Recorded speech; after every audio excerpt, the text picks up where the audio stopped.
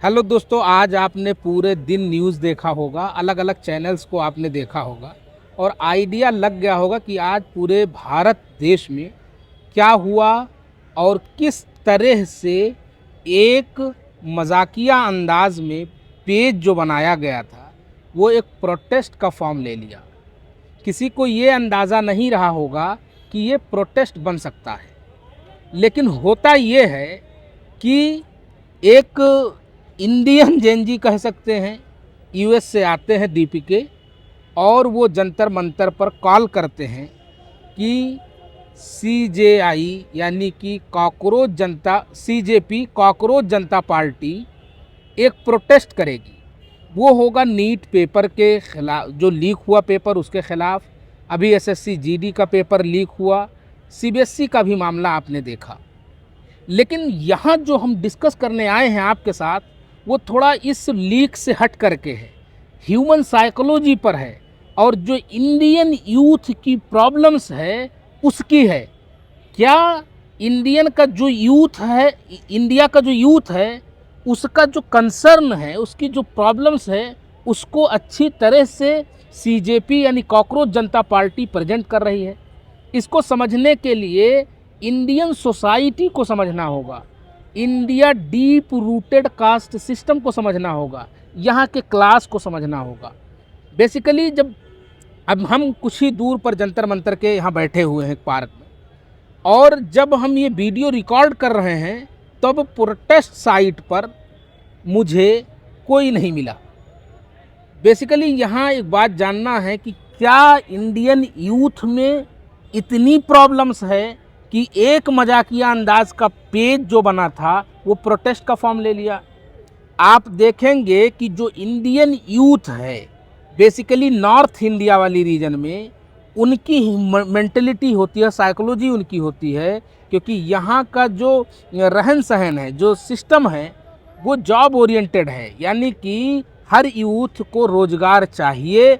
अगर वो शिक्षा हासिल करता है तो जो शिक्षा हासिल करता है तो उस शिक्षा में ही बहुत सारे फॉल्ट हैं, बहुत सारी प्रॉब्लम्स हैं। ये एजुकेशन ही कैपिटलिज्म का एक शिकार होता जा रहा है।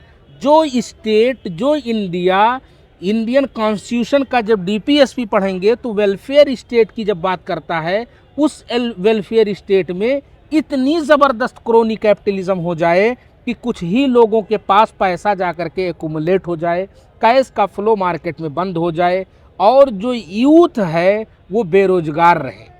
वही कहीं इसको देखने को मिला। और जो यूथ है, इंडियन यूथ, वो पूरी तरह से ज़्यादातर यूथ अपनी जॉब को लेकर के, अपने रहन सहन को लेकर के, अपनी प्रॉब्लम्स को लेकर के वो फ्रस्ट्रेट होता जा रहा है। अगर फ्रस्ट्रेट ना होता तो व्यंग का एक पेज इतना बड़ा एक मूवमेंट ले लेता।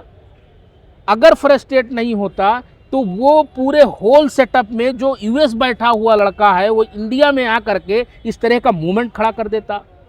इसमें कई धड़ा है। कुछ लोगों का ये मानना है कि ये जो दीपिके हैं वो आम आदमी पार्टी से एसोसिएटेड थे, और ये जो यूएस में आम आदमी पार्टी से एसोसिएट थे, और आम आदमी पार्टी अन्ना आंदोलन से उठ करके इस तरह से खड़ी हुई थी। तो एक धड़ा तो ये मानता है कि कहीं इसके पीछे कोई कॉन्स्पिरेसी थियरी तो नहीं है। विपक्ष के जो बड़े लीडरान हैं या जो सोशल इंजीनियरिंग को समझते हैं, उनका क्लेम ये है कि बीजेपी के खिलाफ इंडिया में एक एंटी इनकम्बेंसी तैयार हो चुकी थी, एक फील्ड तैयार हो चुका था, एक ग्राउंड तैयार हो चुकी थी। उस ग्राउंड को जब सरकार घिरने लगी तो अपना एक नया रूप बनाई है, यानी कि कॉकरोच जनता पार्टी का एक उन्हीं के बैकडोर से हो सकते हैं, ऐसा लोग अंदाज़ा लगा रहे हैं। दूसरा धड़ा यानी कि बीजेपी ये कह रही है कि कॉकरोच जनता पार्टी ये हमारे विरोधियों ने, यानी कि आम आदमी पार्टी से एसोसिएटेड लोग हैं, उन्होंने खड़ा किया है। तो ये पूरा होल सिस्टम और सेटअप ये समझना है कि एक तरफ अंडमान निकोबार का जो प्रोजेक्ट है उस पर राहुल गांधी अंडमान निकोबार जाकर के प्रोटेस्ट दर्ज कराते हैं, स्विमिंग करते हैं। दूसरी तरफ इंडिया में फ़िलहाल गैस की प्रॉब्लम है, क्रूड ऑयल की प्रॉब्लम एक तरह से देखी जा रही है। लोग गैस की लाइन में भी लगे हुए थे। ओवरऑल यहाँ मेरा ये कहना है कि इंडियन यूथ को, और यूथ जब प्रोटेस्ट करता है, यानी अगर प्लेटो की तरफ जाएंगे तो उन्होंने कहा है कि जरा सा भी चेंजिंग रेवोल्यूशन होता है, लेकिन एरिस्टोटल कहते हैं कंप्लीट चेंजिंग इज रेवोल्यूशन कहलाएगा। तो क्या ये जो कॉकरोच जनता पार्टी है, मैं आपसे सवाल पूछता हूँ कि जो कॉकरोच जनता पार्टी है वो किस तरह की मूवमेंट खड़ा कर पाएगी? क्या अन्ना आंदोलन की तरह एक देशव्यापी लेवल पर ले जाया जाएगा? और इंडिया में ये भी कहा जा सकता है कि ये एक जेनजी का पहला प्रोटेस्ट है, और वो प्रोटेस्ट इतना शांति रूप से सफल हुआ। आप देखेंगे नेपाल में, आप देखेंगे बांग्लादेश में, यानी पड़ोसी कंट्रीज़ में जब जेनजी का प्रोटेस्ट हुआ तो वो हिंसक हो गया। लेकिन इंडिया का ये माना जाएगा कि Indian Gen Z is more mature compare to neighbour countries. इन्होंने क्योंकि हमारे पास जो फ्रीडम फाइटर्स थे, गांधी जी थे, अंबेडकर साहब थे, इन लोगों ने हमें ये पाठ पढ़ाया है, हमें ये बात बताई है कि वो अंग्रेज जिनके दौर में उनके रूलिंग टेरिटरी में सूरज नहीं डूबता था, उनके खिलाफ भी लड़ करके इन्होंने अहिंसा का पाठ पढ़ते हुए उनके ऊपर रिवॉल्ट किया, उनके खिलाफ लड़ाई लड़ी, इतनी बड़ी शक्ति के खिलाफ, और इंडिया इंडिपेंडेंट हो गया 1947 में।